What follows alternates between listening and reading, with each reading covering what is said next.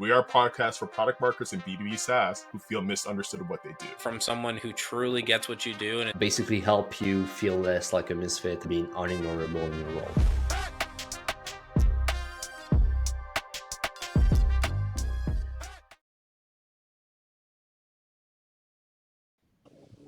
Tracing. The knees are shaking. I'm nervous, guys. We have someone on the pod today.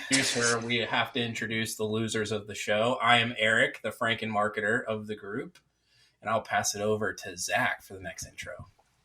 Hey, this is Zach Roberts on the mic, the sales water lad. Let's hand it over one more time to Gab before we introduce our special guest. Let's go. Gab Bugeaud, Sales Deck Associate. I feel like this episode should have a sticker of like parental advisory or something, because I feel it's going to be pretty unhinged. 100%. Yeah, you like the old edited sticker when you'd buy the M&M CD and you're like, yeah, this is exactly the explicit version.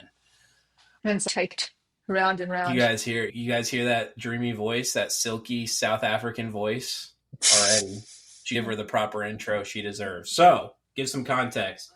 I have been following this lady for probably about a year and a half-ish. And when I say there are very few people on LinkedIn who make me laugh, I like truly mean it.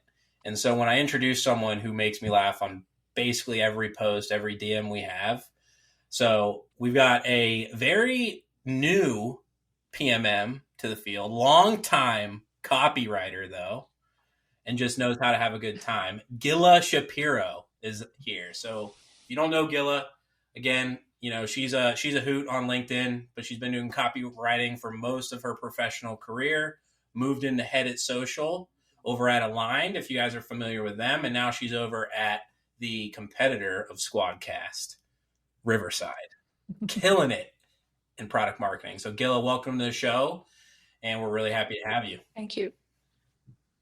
Thank you so much. I was going to interject and say, when you said that you'd been stalking me, I was going to say, and then also started on LinkedIn.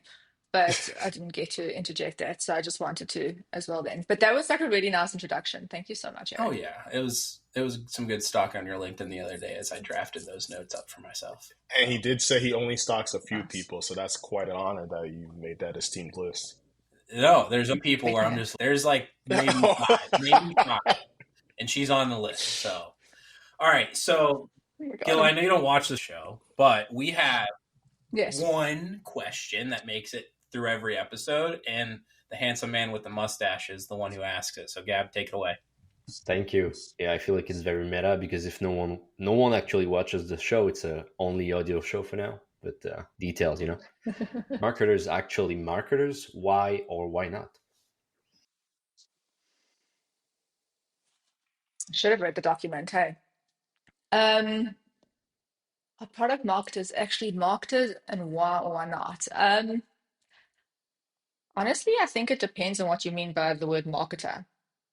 So like, if you think that marketing is just shouting things on LinkedIn and trying to make things look nice, then I would say no. But I think if it's about knowing what your audience cares about, shaping that perception, influencing their behavior, and like kind of translating that into how other teams act, then I think product marketing is marketing, if it can land with real people. So actually, I would say that PMMs are marketers. Although they definitely have trust issues and an endless supply of Google Docs. But yes, short answer, depends. And yes. Has your opinion changed at all since you've become product marketer? Did you always feel that way? Did I always feel that way? Well, the Google Docs got longer, so it's the same thing. For sure. Well, more so of it. Many. Well, cool. Then One more. I think I want to dig into something that I personally really love to talk about, but that we haven't had enough people to talk about it with. And it's the actual copywriting aspect of getting the message out into the market, right? So there's a bunch of us doing the messaging, creating some strategy, and then you got to get it out there into the world somehow, right? So what's your kind of take on, I've heard this a lot, every marketer needs to be good at copywriting, right? That has to be a core skill. You got to be a good copywriter. So what is your take on that? And is that something that people can actually achieve? Well, I definitely don't believe that every marketer should be a good copywriter at all, but I do think that they have to be able to tell the difference between something that like sounds good and something that like actually works. I mean, I'm just thinking that like if you can't tell why elevate your enterprise synergies like is not great, then I don't think that you should be giving copy feedback. I said what I said, but I don't think that they have to be the same. I just think you have to be able to recognize the difference. Then what's the difference in your terms of being a copywriter versus, writing copy? Because I think, yeah, one's an exercise and one's a profession. How do you delineate the two? Between being a good, say that again, Like, sorry. right, just doing. I got distracted by your smile. You would be the first. What's, in your opinion, what's the difference between the job of being a copywriter, copywriting, versus just writing copy? Well, I mean, if you're saying just writing copy, then I think that's just writing, right? And everyone can write. But I think the difference is with a copywriter is that not everyone can write something that's actually going to get a stranger to click a button, change their mind, or even just believe that your startup isn't made up of like good vibes and duct tape. So I think that, just because you're saying that you have a frying pan, it doesn't mean that you're a chef. Whereas, so everyone can write, but copywriting is actually being able to make a difference, get people to change their minds, do something with that. Okay. That's what I feel like, I don't even know what the art to that is. And is that something that you've been trained on? Or is that just, people who've got skills? I can't dunk a basketball, Is that something that people can go out and really be good at, go learn, develop? What is your process to actually sound like a human and get people to make those behavior changes? And look, I definitely don't think anyone can do it, but I think that most people can. I mean, I think in terms of like actually the process of sounding like a human being as opposed to everyone putting something into ChatGPT and or reading something and regurgitating would be, at least my process is, I think that I just like kind of say the terrible thing out loud always, and then try and just find the emotion underneath it. I basically like write it like I'm texting a friend but like a clever friend who doesn't have time for bullshit. So that would kind of be my, and they're like very impatient, put it that way, right? Then I would write it like I'm speaking to a friend who's very impatient and doesn't have time for any nonsense. And then I basically would just cut everything else that like doesn't sound, I don't know, like a robot trying to get a promotion or something. Just say it out loud, right? If you wouldn't say this to someone at a dinner party, then don't put it on a piece of paper or on a Google Doc or on LinkedIn, basically. I love that. And get a question about that, because we've heard that phrase before of it like you're at a dinner party. Many of us still talk like we are in like a corporate boardroom. I'm curious, like if you could help me understand, like how come, like for myself specifically, how come I do that? Because I'm hearing you're like talk like you're at a dinner party, but then when I'm staring at a blank Google Doc, I revert to words such as like empower or best in class, like Streamline, seamless, streamline, amazing words. But yeah, but Gila's in my head being like, Zach, what the fuck are you doing?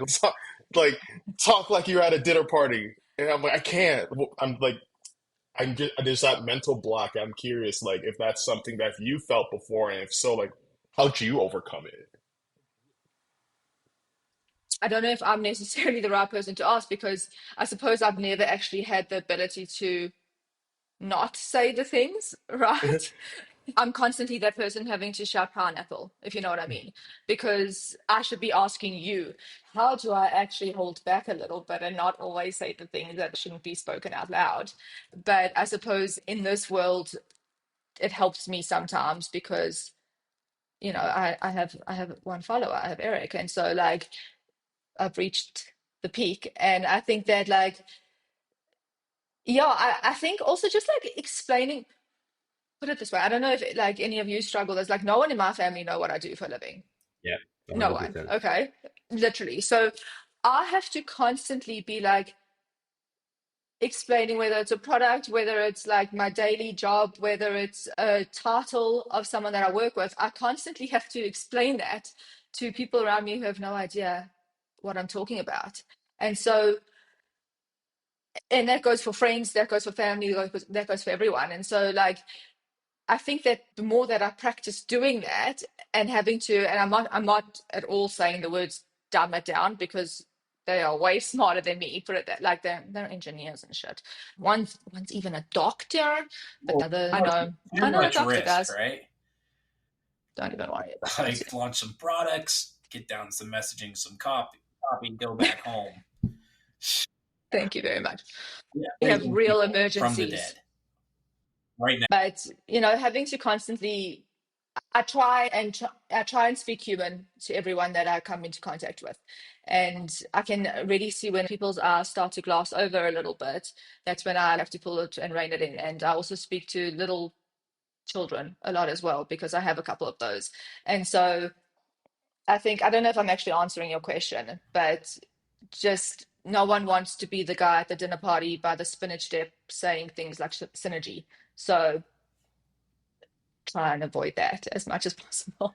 I mean, I don't know about you, Zach, but like what I really took from that, and I feel it personally, is I'm not a really good copywriter, but if I ever do get compliments on my writing, the only thing that I could ever tell people is, similarly to Gila, like, I try not to live life with a filter. Mm-hmm. It just helped me when I'm communicating in a written fashion, because I'm so used to doing it in a verbal fashion, where, yeah, some of those silly, goofy words mouth, I think, are less likely to come out because of that. What I'm hearing through the impatient lens that Gilla told me is that, and correct me if I'm wrong. Never. No, you please correct me if I'm wrong. I ain't gonna learn anything if you don't correct me. So this is why I'm gonna drop on y'all. To be interesting, it sounds like, hey, if you want to have an interesting product brand, be interested in the person that you're talking to. That's what I'm hearing. People love talking about themselves. That's the thing that you always find, right? I always kids, know by that the I have way. kids. Yeah. They're great. They're sleeping, so they're really What great. sports do they play? Look at you. You see, I feel so seen. Thank you so much. I'm going to leave this conversation going, what a nice guy. When it comes to whether you're writing for a product or whether you're just moving through the world in general, if you can just ask people about themselves and get them to feel the things and never mention yourself, they're going to be obsessed with you. That's the Like rule I am with for Gila. writing. That's the rule for life. That customer Like, interviews are going so seamless. To people, you're exchanging with them, and then at the end of the call, you can just kind of do a vibe check. And oftentimes, it's like, oh, I feel listened to. It was very comfortable, and I was able to have a frank conversation with you. So it's always great. yeah. I have two questions. The first one is, at the beginning, you talked about, my understanding was having taste, right? If you want to become better at copywriting, or at least to understand what good copy could look like, you need to have taste and having the right sources of information and inspiration. If I'm a product marketer and I know copy is like one of my weakness, what would be the core place or your recommendation to get that acquired taste on what good copywriting looks like? I think that's just about reading, seeing what people are putting out there, like inspiration.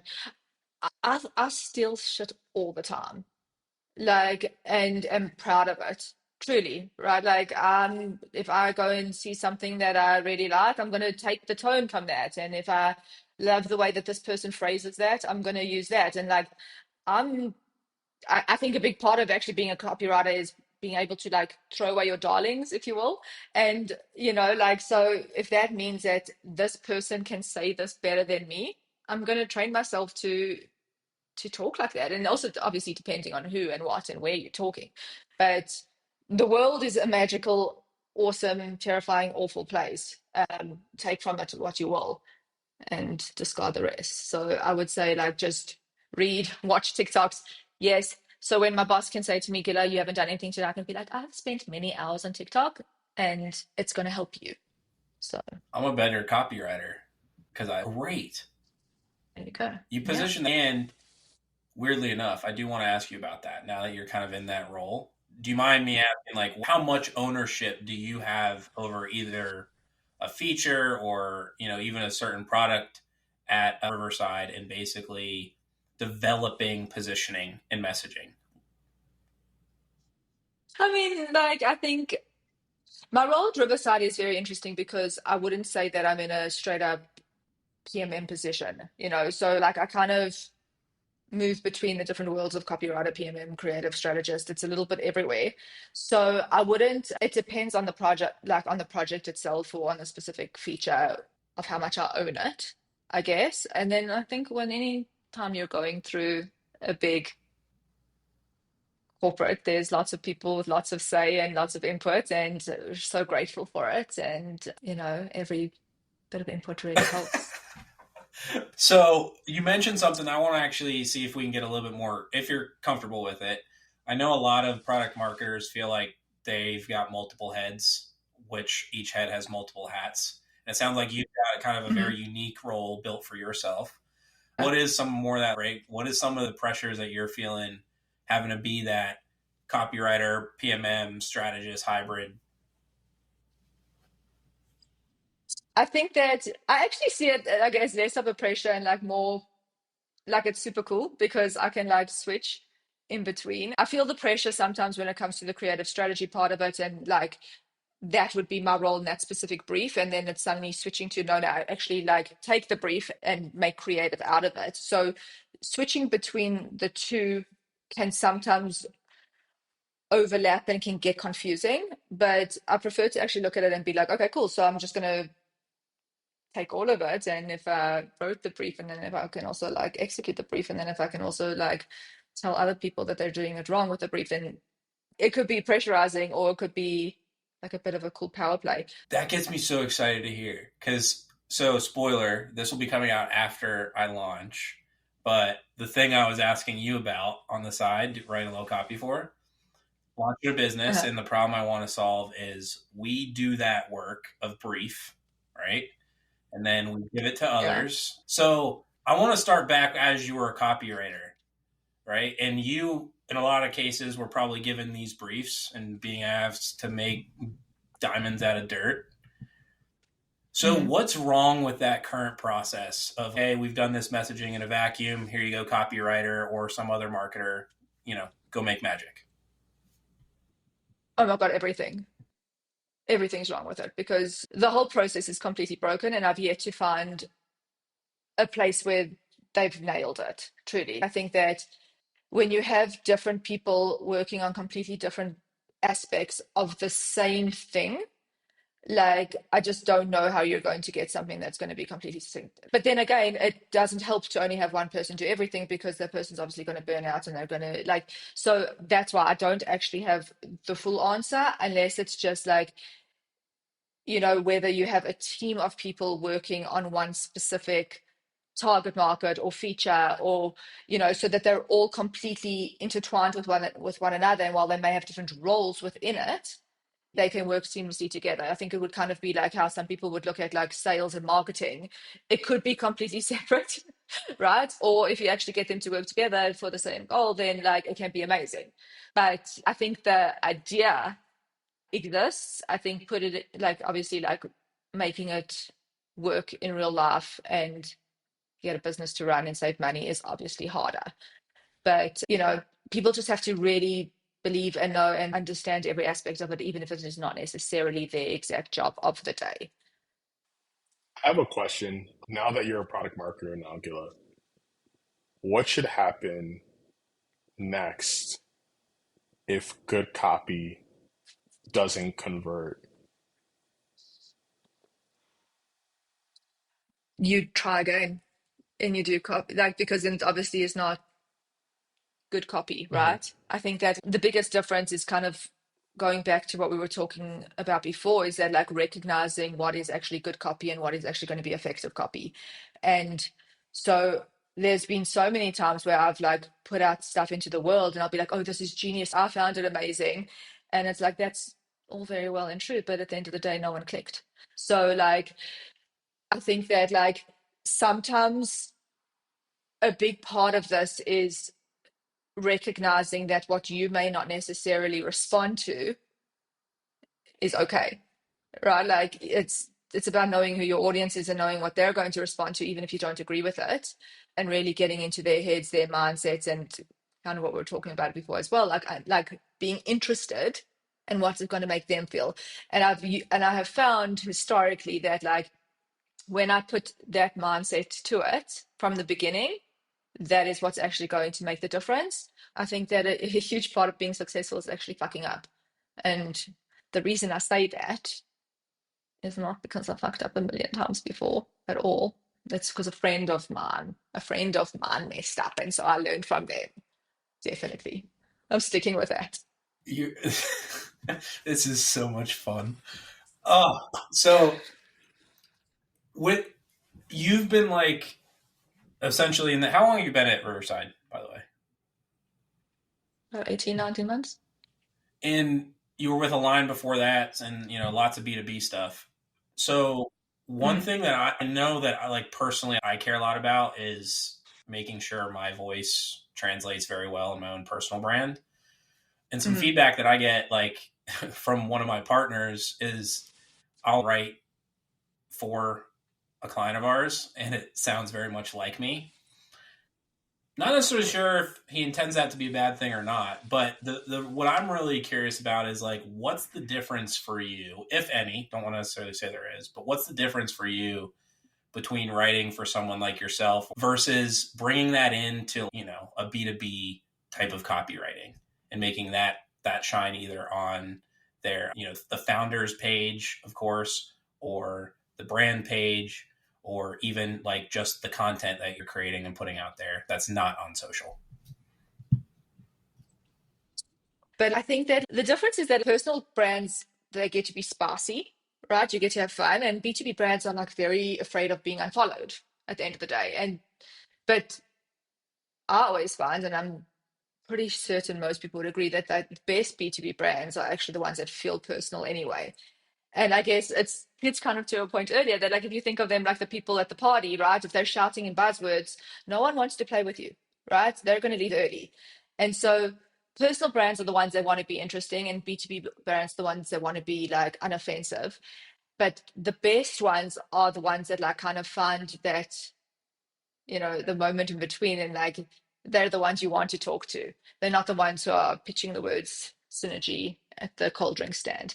And so like it's so important for like B2B brands to recognize that this is not the way forward. It doesn't have to be this way, right? It's because you're standing out in it, whereas like all the others just scrolled on past. And so like don't be scared. I'm not saying you have to be rude, I'm not saying you have to do any of those things, but stop trying to just be so afraid of offending people and just be interesting, because otherwise, what are you doing? Like, it's enough. Gila, question for you. What do you say to marketers today that use AI to write copy for job security? If you're not using AI, then then you're going to like fall behind. The difference are the people who are only using AI and then just keep like clicking copy and paste. But like we had a meeting fairly recently, it could have been an hour ago, where, everyone was basically just giving over the different tips of inputs that they put into different AIs and sharing that, because you have to. I think the difference is that like, it's not about like, I think AI, if you're using it to copyright, not amazing, but like if you can copy think along with it, and edit it and make it your own, and you know how to prompt well, and you know how to like put all those things in it so that there isn't really a difference between your voice and between AI's voice, which is a very hard thing to do, and so many people think they're doing it but they're not, then that's amazing. You have to be using AI. I'm a big fan of AI, and I think that like as long as but if you can keep up and if you can kind of make it do your bidding for you, more power to you. You're just going to be able to get a hell of a lot done faster and be able to spend more time on TikTok. So that's good. Do you I can employ a second use case? Sorry, Zach. Oh, go for it. Yeah, I was just asking Gila, do you have example of cool use case with AI that it's about copy basically? Like a personal one? No, essentially, potential use cases of AI that you're seeing that people can use to write copy or just to like think with it alongside, like just typical use case. How do you copy think I is mean, what I think we're trying Yeah, to figure out. essentially. I think that like the way that I copy think and the way that I'm seeing colleagues do it is that like we are creating a personal GPT, for example, where like we are, literally feeding it different examples, different tone guides, and constantly like berating it like you would. I don't berate anyone. I'm just joking. Like how my friend would berate a child, and like you can literally train it to do the work for you, and you have to, like I'm thinking like I will like put in LinkedIn posts that I love from other people, from myself, from screen grabs, whatever it may be, and like train it alongside to like think like that, or ads or positioning statements or a statement that I heard someone say over coffee. And I'm just like saving that stuff all the time so that like I can stay ahead of it and with it. And I know that doesn't answer your question whatsoever in terms of a use case, but like I think that's just like a personal way that like I am using it every single day to like keep up with me keep up with it, so that hopefully no one can tell the difference at some point. Okay, that's pretty cool. I have a follow up Bar. That's a on like bar. Just saying. We need to patent that immediately. Is the show 100%. I'm stealing it. I told you I do that. group patent? that's an honor. If theft from Gila if that's what happens, like I'm gonna wear that shit with pride. It's amazing. Gila, I'm gonna tell you a past client story, and I had a client that was looking to rewrite their homepage, and they were struggling. They were looking for the words to convey what their product did, and they went onto GPT and they got this full list of ways to talk about their product. What the problem is that it wasn't, it was giving them buzzwords, but it gave them confidence. Are you talking to your audience, or are you talking to that loudest internal voice? Well, that's exactly the difference in terms of being a copywriter, copy paster versus a copy thinker.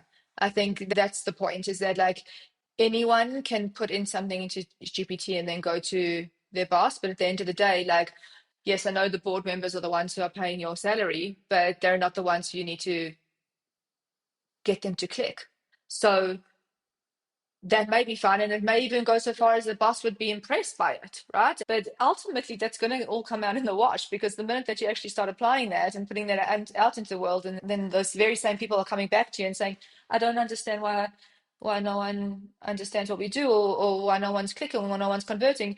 That's where the difference comes in terms of how you are controlling AI, or AI is controlling you, and whether you have the ability to think beyond the pasting, right? And because at the end of the day, and probably only at the end of this day, because it can very much change tomorrow, AI doesn't understand human feelings, and they don't understand, and it doesn't understand the way that people want to be heard, and it doesn't understand the fact that you need to stop talking about this is what we do, this is what we do, this is what we do, as opposed to getting into the motion of this is how this is going to make you feel. And so like, yes, 100% you can do that. And yes, 100% even the boss may say that's a great job, well done.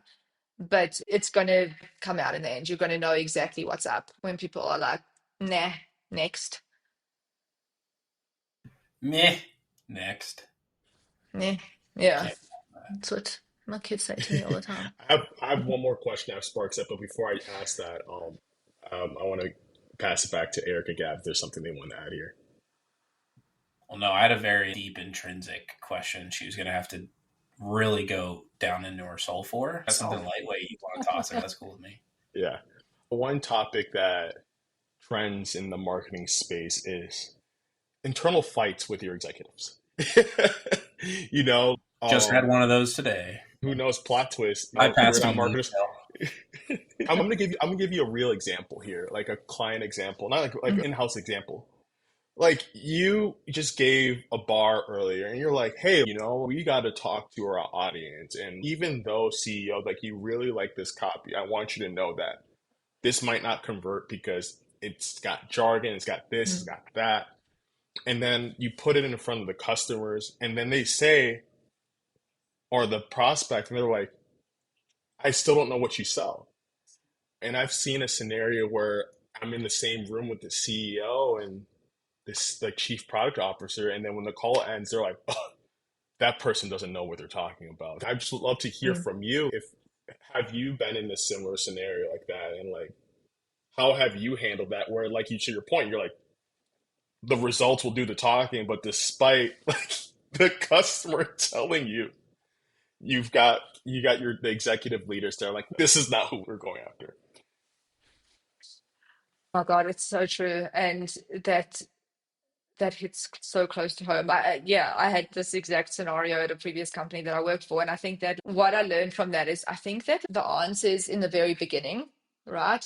Where you kind of have to make it feel like you've both won something a little bit. So I think the difference is that, like, with the executives or whether it's founders, whoever it may be, is that they're too close to it, right? So, like, they think that they want a tagline. We know that what they actually need is a POV, right? But, like, how do you, like, find that bridge? And so I think that, like, if you ask them firsthand in terms of, like, what, but, like, if you were to ask a founder about what they believe about the world, right, and kind of reverse engineer it and kind of create your positioning out of that, that's when you feel like you've both won, right? That working backwards from the beginning into messaging is something that will actually work, is what I found. That when you make it seem like it's coming from them, because it is, right? It's not a lie, it is coming from them. It's just changing the perspective of what they believe that they need. So yes, they think they need those buzzwords, but it's okay, no, what do you actually believe about this product? What do you, and then like kind of translating that, because yeah, I mean, those are people too, but just making them feel like you came up with it together. Yeah, no, I like that. Like make them feel they're part of the journey versus you. I think there's like the term, like I've heard this term like finger wag at them and say I told you so. Okay, okay, Exactly. Exactly. Not even part of the journey. Make them believe that it was their idea, even better. I like that. Yeah, I actually remember at a previous company I did that. I was like, hey, what's your point of view on this? And wrote it all down and then mapped how I got to the final result from his point of view, right? Yeah, Brilliant. it was the easiest positioning exercise that I ever had to do, for sure, because of Yeah. that specific reason. Are you ready to get deep with us before we let you get out of here? Let's do it. I mean, I've never gone deep in my life, but I'm willing to start now. Can't say the same. I know. I've been there once. I know that too. So a lot of people are renaming this. I don't know if you've seen or heard, but burnout is super real and they're calling it other things. I saw one, it was like a unpaid vacation that millennials are taking. I forgot what they're calling it, but there's a lot of that. Won't name names, but I do know someone close. Yes. Has had some shit, Sure. and I think that's some shit. So I'm curious just from you, you've been in the game for a minute. What are you doing to keep you from hitting that breaking point and burning out and just not wanting to do this and go moving into the forest with some garden gnomes? Yeah, look, I think that's not just a great question, it's a very important question, because how is anyone? It's flipping hard, I think. Like, I would say that I just I chase the fun parts, right? Like I look for the weird projects, I look for the big ideas. I'm like always trying to just kind of be the one who's saying what everyone's thinking, but no one wants to actually write down. And I text a lot of PMM friends who, we can roast bad decks together and it helps. And I think it's just kind of going after the things that make you or made you want to get into this in the first place and keeping that alive. I think that if you genuinely look for it, like you will find it amongst all the other briefs that you're getting and all the other buzzwords you're told to write down. I mean, I definitely do fantasize about going into live in the forest, the woods. Although, I don't know, I'd probably end up running brand strategy for the squirrels as well if I did do that. But like, it's about looking, yeah, we genuinely do work in a amazing industry at the end of the day. Like, there's the burnout is burning bright, but like, we're not like saving lives and we're not cutting arteries and whatnot. Like, we do get to write the crazy stuff from time to time. We do actually get to do shit that's changing people's minds about things, and I don't know, it's cool. And I could just feel the authenticity coming off of that, because that's probably how all of us feel. So we've reached that point of the show where I ask the boys if they have any other questions, and they normally say no, or sometimes they slide one in. So boys, got any other questions for our guest? I have one. Why should we switch from SquadCast to Riverside? Nice. Oh, wow, this is good. She's I pulling have up an her competitive entire battle card competitors that she page. just. Yeah, I was about to say, I just wrote a competitors page on this exact thing. Let's hear your pitch. Bring it up. Let's hear your pitch. I really can bring it up. We're Please not hold. married. We're not married, are we, boys? I'm going to do it. Yeah. I don't see one. Zach? Yeah. We're not married. You're not married? No. Good. I'm going to read you this thing that I wrote the one time that did not get approved, but I thought it was bloody hilarious. So Go. we're going to do it, but I have to find it. All right. We got 8 minutes. No pressure. Pressure. Don't even know her. And yeah, I just want to say, I wasn't sure if you could be like more charming in person than you are in DM, but you definitely are. This does nothing. It doesn't even touch sides to, like, I mean, we had the messaging, but this was a whole other level of wonderful, truly. Yeah, I think I found my twin flame type of thing. You found, I mean, past tense. Like, I knew every single time, but you had to catch up, and it's okay. It's okay. I knew all along. I'm just kidding. Program. Here it Let's is. go. All right. The There it main is. question. Why Mhm. should we leave Descript and SquadCast and move over to Riverside? Yep. Well, first of all, it's cheaper, or it was at least when I wrote this.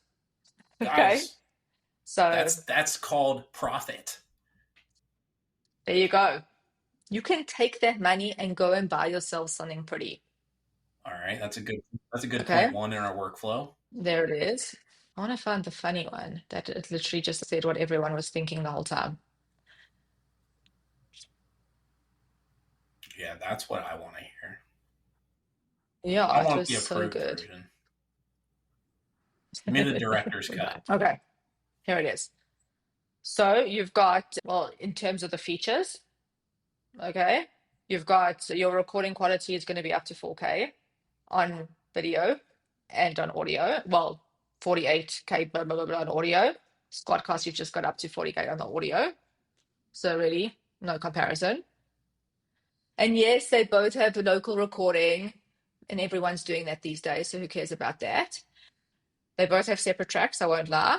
But we have audio enhancement. Our magic audio is completely different. Actually, for real, the AI that we have going to us is huge, and like the features that they're adding all the time. So the audio enhancement, it's literally a click of the button, and like everything's different. Our user interface is way better, whereas yours is kind of like a flip phone of interfaces.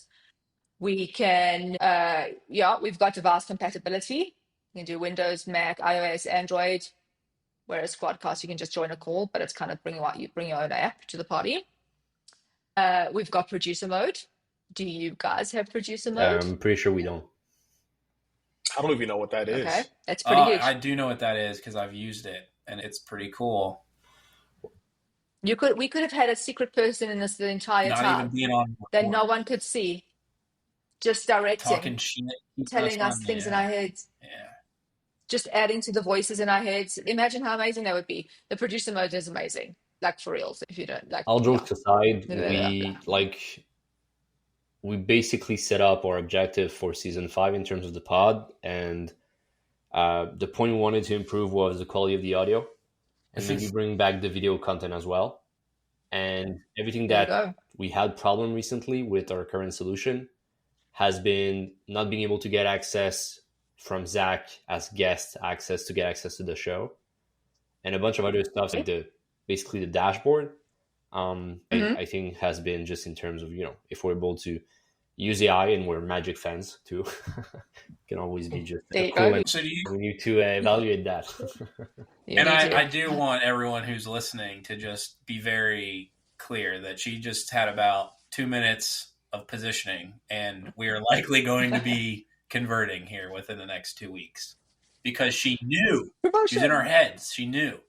So now you can tell your CEOs and your founders that podcasts are actually bringing you leads. No, tell them that page just converted. That page just had conversion of 100%. Exactly. Might want to bring that back and get it approved. I'm going to tell my family. I'm just going to tell my family as well, and they'll finally understand what I do. They still won't. I've done it. Won't. I've even made them do a whole day's work for me, and it's still not getting through. Was it better or worse than when you did it? Significantly better. I got a bonus that day. All right, Gila. Well, this was truly a treat. I won't speak for the other two boys, but it was probably the most fun I've had with a very large margin in between you and number two. So, loved it. Hopefully we'll get you back on here some other time. It was that much fun. And for everyone listening in, that's another episode of We're Not Marketers. Catch you next time. Cheers. See you guys. This was awesome.